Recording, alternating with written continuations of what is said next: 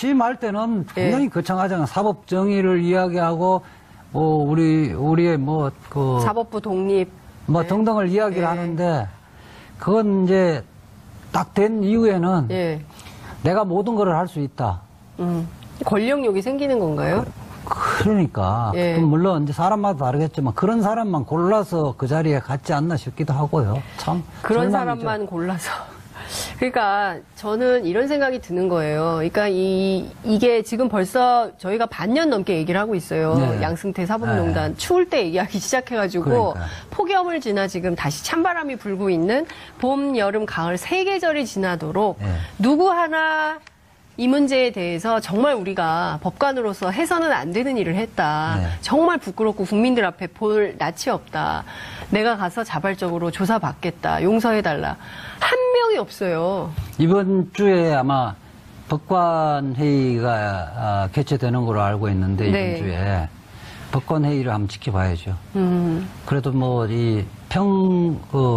법관들, 법관들의 인식은 평판사요. 평판사나 이제 부장 판사도 있는데 보직 판사가 아니죠. 그분들이 만약에 김명수 대법원장처럼 조용하다면 대한민국의 그 사법부는 희망이 없는 거죠. 그 매우 절망적인 상황인 거예요. 그 다른 거 다 떠나서 법조계가 이렇게 비자금이 웬 말입니까? 현찰로 돈을 나눠주고 그게 범죄라는 사실을 뻔히 알면서도 우리가 하는 거는 범죄가 아니라는 소명 그 무슨 의식이라고 해야 됩니까? 우리가 남이 하면은 문제가 되지만 범죄지만 내가 하는 거는 범죄가 내로남불인 거죠. 그런 인식으로 똘똘 뭉쳐 있으니까 우리가 하는 것은 범죄로 드러날 리가 없다라는 인식이 있으니까 이렇게 어마어마한 범죄를 저지르고도 그리고 사실 처벌도 못 하잖아요. 압수수색 영장이 90%가 기각됐다는. 저는 이제 원래 제 식구 감사기라는 것은 옛날에 검찰 또 우리가 쭉 봐왔잖아요. 판사들은 사실 더 하거든요. 그러니까 이게 지금 자기를 위한 그 수사라는 생각을 하니까 일단 욕을 얻든 먹든 말든 간에 바리케이트를 치려고 하는 거거든요. 저는 저는 그 부분에 대해서 절망이지만 더 절망스러운 건 국회라는 거예요, 국회. 국회. 국민들의 분노가 이 정도가 돼 있는데 국민의 대표자는 이 정도 돼주면 그 특별재판부를 만들어야 되거든요. 영장 그 전담 그다음에 앞으로 이 줄줄이 기소될 거 아닙니까? 그 부분에 대해서 공정하게 재판하려면 특별법에 의해서 재판부를 구성을 해야 되는데 지금 국회가 지금 낮잠을 자고 있잖아요. 그렇죠. 지금 이게 총체적 난국입니다. 그러니까 우리 언론은 맨날 소득주도 성장만 써요. 소득주도 성장만 때리고 있어요. 문재인 정부의 경제정책, 부동산 정책. 저는 문제가 있을 수 있고, 그리고 경기 흐름은 수출은 잘 되고 호조인데 그런 얘기는 또 보도 안 해요. 우리 언론 보수 언론 중심으로 해서 무조건 소득주도 성장 때리죠. 사실 이게 잘 보도 안 합니다. 몇몇 언론이 찔끔찔끔 쓰고 있는 정도고 이슈파이터가 일주일에 한 번씩 이재화 변호사 통해서 세게 이 문제제기를 하고 있는 거예요. 이래가지고 TBS 되게 아침에 김어준의 뉴스공장도 이 부분을 지속적으로 다 다루고 있죠. TBS 라디오와 TV가 지금 하고 있는데 저희가 제일 앞에 서 있습니까 지금 사법적 해소를 위해서. 근데 결국 저는 그렇다고 생각하거든요. 결국은 이게 찔끔찔끔 한다고 해갖고 아프지 않는 건 아니에요. 결국 그게 여론이 형성되지는 거예요. 모아지는 거거든요. 그러니까 지금 국민들이 법원 앞에 가서 촛불을 들고 수천 명이 모이지 않고 수만 명이 모이지 않으니까 국민들이 가만히 있다고 생각하는 것 아닌가. 과거에는 그래도 민변 또 법학자들이 같이 농성도 하고 시위도 하고 하셨잖아요. 너무 더워서 이제 그만하시는 겁니까? 아니요, 이제 지금 이제 곧 조만간 아마 신문 광고에도 광고 운동도 하고요. 신문 광고 운동. 지난주부터 이제 본격화되고 있습니다. 그렇군요. 다시 또 시민단체에서 지금 사법개혁과 사법농단 부분의 수사에 대해서 목소리를 한 목소리를 내고 있고요. 시민단체뿐만 아니라 학계에도 지금 움직임이 있고 네. 올해 이번 주부터 가시화 될 겁니다. 아, 그래요? 그러니까 뭔가 가만히 있을 수가 없죠. 그러니까요. 이 정도까지 왔는데도 가만히 있다고 생각을 하는 거 아닌가. 언론이 잠잠하니까. 언론에서 이 문제를 대서특필하고 크게 보도를 하지 않으니까 별로 중요하지 않구나. 우리 그냥 조용히 묻어갈 수 이게 있겠구나. 이제 보수의 진보의 문제가 아니고 자유민주주의의 가장 기초가 사법부 독립이잖아요. 그렇습니다. 자유민주주의의 큰 기둥 자체가 무너지고 있는데 이 뭐 보수 진보를 떠나서 그 양식 있는 사람이면 다 이 문제에 대해서 관심을 갖고 근본적인 해결을 모색을 해야 되는 거죠. 그러니까요. 법원이 썩었다. 이런 것에 대해서 국민들이 저작거리의 비판을 과연 김명수 대법원장이 제대로 듣고 있는 건가 싶은 생각도 좀 글쎄요. 들어요. 지금 너무 침묵의 시간이 길어지는데. 그러니까요. 침묵이 길어지면요. 그 기대가 실망으로 바뀌고 이미 실망으로 실망으로 이제 막 돌아서고 있는데 조금 더 심해지면요. 한통속이라는 비난을 면치 못할 겁니다. 아니 그런 거 아닙니까? 그러지 지금 않고서야 현재까지는 뭐 이제 아직까지는 그러니까 기왕의 기득권 세력들이 워낙 둘러싸여 있어서 민심의 폭이 많지 않아서 정중동 한다고 보고 있는데 조금 더 길어지면 한패거리라고 평가될 수밖에 없는 거죠. 그렇죠. 지금 한통속 또는 한패거리다라는 비판을 받을 수밖에 없는 정도로 가고 있는데, 그러니까 지난주에는 이제 비자금 문제가 컸잖아요. 그리고 대필이 있었잖아요. 교수, 서울대 교수 통해서 대필 사건이 있었는데, 이번에는 아예 광고를 목적으로 기자 이름까지. 그러니까. 실명 기자 이름으로 나가는 기사까지. 기사를 실제 법원 행정처 다 써주고. 그러니까요. 기자 이름만 달고, 그 이후에 구독료를 1년치 구독료인지 7천만 원. 이거는 시정잡배들이 하는 거죠. 그러니까요. 그 자체가 명백한 불법이죠. 그러니까 이거는 양승태 대법원만 문제라고 할 수 없어요. 이건 언론사도 문제예요. 공범이죠. 공범인 거죠. 국고 손실 및 업무상 횡령의 공범이죠, 둘 다. 둘 다. 국고 손실과 업무상 횡령의 공범이다. 그럼요. 근데 이거 조사도 안 하고 있지 않습니까? 지금 수사는 법원에서 자체 조사하는 거는 이제는 아예 희망도 없고, 갖지 말아라. 검찰이 이 부분을 이 건을 지금 말하자면 포착을 해서요. 지금 수사를 하고 있죠. 그러면 말씀해 주신 대로 이제 김명수 대법원에 대한 기대는 접으라는 거래요. 법원 안에서 조사하고 이런 거는 아예 신경도 쓰지 말아요. 저는 아직까지 접을 때는 아닌 것 같고요. 기회는 줘야죠. 기회요? 네, 기회는 주고. 기회 계속 주고 있잖아요. 우선은 저는 영장 전담 판사를 교체를 당장 해야 된다고 봅니다. 왜 안 하는 겁니까, 근데? 그러니까 영장 담당 판사 교체를 안 하면 결국은 김명수 대법원장이 영장 전담 판사가 막무가내식 영장 기각 아니에요. 법리를 떠나 법리와 관계없이 영장 기각인데 그거는 양승태 김명수 대법원장이 묵인한다고 볼 수밖에 없거든요. 지금 영장 기각 보면 스스로가 죄가 안 된다 이렇게 다 단정을 해버리고 이미 제출의 기회를 주라 이런 식으로 해서 영장 기각하거든요. 이거는 압수수색 영장의 기본 법리를 망각한 거거든요. 근데 이런 게 말씀해 주신 대로 일반 법조인뿐만 아니라 일반 시민들이 보기에도 어이가 없을 정도의 내용으로 영장이 기각되고 있고 그 기각률이 90%예요. 잠깐만 하나 봅시다. 지난 주말에 대법원에서 유해용 전 연구관 수석재판 연구관 그 변호사 사무소 압수수색하니까 대법원에서 들고 나온 문건들이 여러 개 발견돼 있잖아요.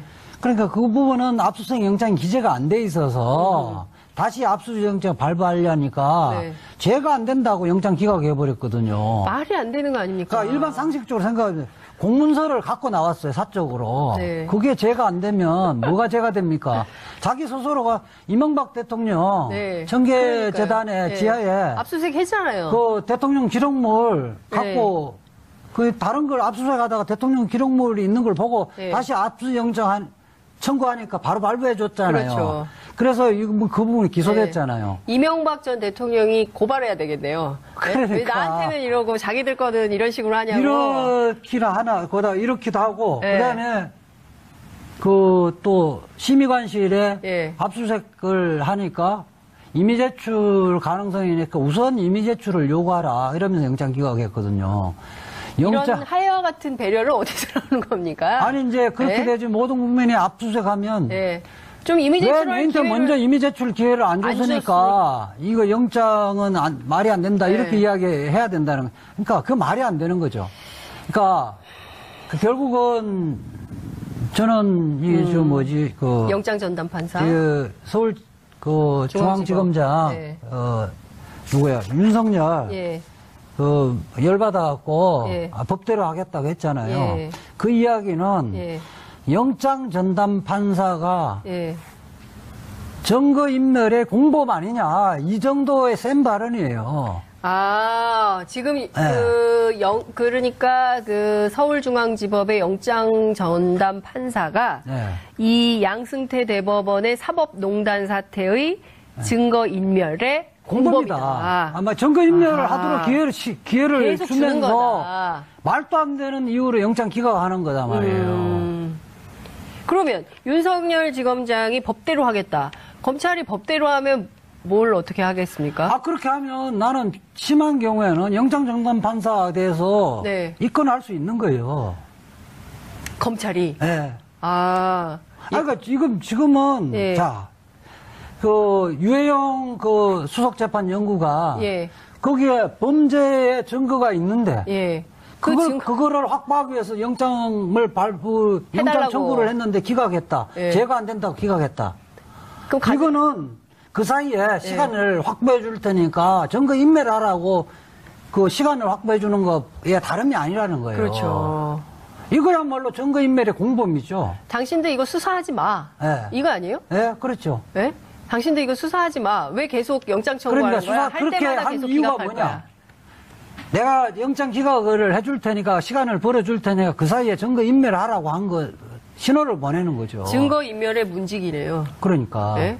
지금. 그래서 그 기사가 제대로 해석을 잘 못해놨는데 법대로 수사하라는 이야기는 이제는 우리도 가만히 있지 않겠다. 검찰이. 그게 지금 오히려 영장 전담 판사가 직권을 남용을 하고 이게 범죄 수준으로 가고 있다고 판단한 거예요. 자, 그러면 지금 굉장히 위중한 상황입니다. 그 검찰이 보기에는 서울중앙지법 영장 전담 판사가 증거인멸의 공범이다. 이렇게 보고 있는 거라면 이분을 조만간 입건해서 조사하겠다고 하면 전면전이 되겠네요. 검찰하고 법원에. 전면전인데 결국은 심판관은 국민이고 국민의 여론은 검찰 편이 될 수밖에 없는 거예요. 검찰과 법원의 결투. 이 결투에서 승자는 누가 되겠어요? 당연히 검찰이 되겠죠. 검찰. 국민들이 누구의 손을 들어줄 것인가. 심판관은 국민이거든요. 그런데 저는 정말 이해가 안 가는데요. 앞서 말씀해 주신 대로 법원이 만신창이가 되고 있지 않습니까? 그러니까 그 양승태 사법농단에 연루돼 있는 핵심 법원장들하고 부장 판사들이 있는 거고 그 밖에 그 열심히 일하고 있는 다른 평판사들이나 법원 관계자들이 있지 않습니까? 판사들이. 근데 이거를 왜 구분하고 분화하지 않고 다 뭉뚱그려서 이 오물을 다 뒤집어 쓰려고 하는 거죠? 김명수 대법원장은? 그래서 예컨대 대법관 회의, 그다음에 법원장 회의 이렇게 되시면 아주 극소수죠. 김명수 대법원장이 극소수이기 때문에 그래서 이번 주에 법관회의가 전국 법관회의가 개최될 텐데 법관회의가에서 힘을 실어주면 줘야 될 것 같고 그런 상태에도 불구하고 김명수 대법원의 새로운 결단을 못하면 김명수 대법원 희망이 없는 거고 사법부 문 닫아야 되는 거예요. 사법부 문 닫으면 어디 가실 뻔 봤습니까? 새롭게 만들어야죠. 리모델링으로는 불가능하다는 거예요. 리모델링은 안 된다. 다시 그러면 처음부터 재건축해야 되는 거죠. 재건축해야 된다. 건물 허물고 싹 다 새로 지어야 된다. 사법부를 새로 건설해야 된다. 이런 말씀을 좀 주셨는데 가능하겠습니까? 현실적으로. 아니, 누가 가능한 그거는 다 국민들이 만드는 겁니다. 국민들이 만드는 거다. 우리가 지금부터 다시 또 촛불을 들어서 이 사법부, 무너진 사법부를 정상화하는데, 야, 우리 의병의 나라예요. 그러니까 대한민국은 의병의 나라예요, 진짜. 국민주권주의, 결국은 이제 국민주권주의의 그러니까 최고의 선봉에 서는 나라가 되는 거죠. 그러니까요. 그런 측면에서 국민들의 참여가 있고 이런 건 참 좋은데 사사건건 큰 거부터 작은 것까지 모든 것을 국민들이 하나부터 열까지 다 해야 되니까 이 나라 국민으로 살기가 국민주권주의 참 힘들다. 그래 힘들죠. 네. 좀 이렇게 알아서 해야 될 부분들은 좀 알아서 해줘야 되는데 알아서 못하니까 모든 문제를 다 국민들이 들고 일어나서 이걸 해야 되니 이게 되겠나 싶습니다. 그나저나 말이죠. 네. 그 양승태 대법원 시절에 네.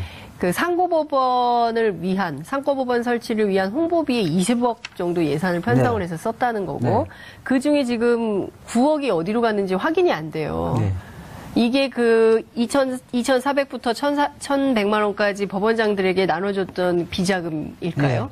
그걸까요? 그거는 저는 비자금이라고 봐요. 비자금으로 그러니까 썼다. 20억 중에 네. 뭐 9억 1천만 원은 상고법원과 관련된 거 뭐 쓸데없이 썼던 거고요. 네. 나머지 부분은 네.